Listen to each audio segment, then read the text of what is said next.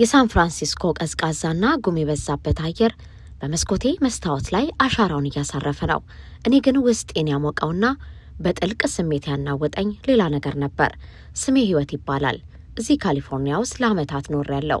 ነገር ግን ሰሞኑን ያጋጠመኝ አይነት የልብ መናወጥ አስተናግጄ አላውቅም። አንድ ሰው ልክ አንቺን የሚመስል ያንቺን ገጽታ የተላበሰ ግን ደግሞ ያንቺ ያልሆነን ልጅ ፊት ለፊት ስትመለከች ለሚፈጥረው እንግዳ ስሜት አስቀድሞ አያዘጋጅሽም። ይህ በትክክል የተፈጠረው ሰሞኑን የልጅነትና የቅርብ ጓደኛ የሆነችው ስርጉት የልጇን 10ኛ ዓመት የልደት በዓል ምክንያት በማድረግ በቪዲዮ ጥሪ ባገኘችኝ ጊዜ ነበር።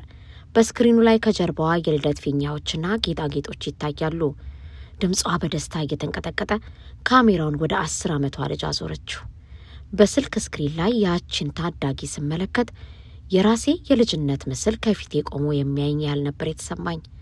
ፈገግ ስትል ከናፈሮቿ የሚሰሩት ቅርጽ፣ የአይኖቿ አኳኋን፣ የፊቷ ገጽታ አልፎ ተርፎም ስታወራ እጆቿን የምታንቀሳቀስበት መንገድና ትንንሽ ልምዶቿ፣ ሁሉም ነገር የኔን ማንነት በግልጽ ያንጸባርቅ ነበር።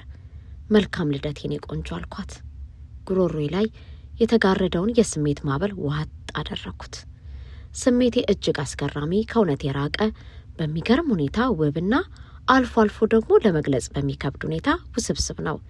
የገዛ ተፈጥሮሽ በሌላ እናት እቅፍ ውስጥ ሲያድግ ማየት፣ ያቺ እናት ደግሞ የህይወትሽ ግማሽ የሆነች ምርጥ ጓደኛሽ መሆኗ ልብን በሐሴትና በማይታወቅ መደነቅ ያወሳውሳል። ካሜራው ተዘግቶ ክፍሌ ውስጥ ብቻዬን ስቀር ወደ ኋላ ተመልሼ አሰብኩ።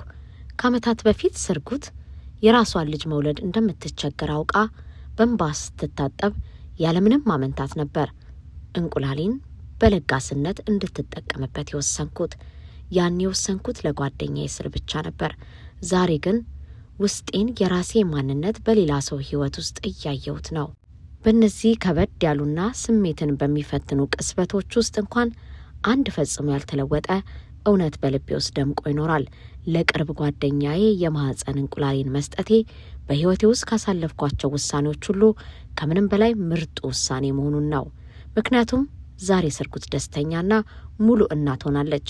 እኔ ደግሞ የጓደኝነትን ጥግና የፍቅራችንን ማህተም በዚያች ውብ ህፃን ፊት ላይ በኩራት እመለከታለሁ። ባለታሪኮቹ ህይወትና ስርጉት።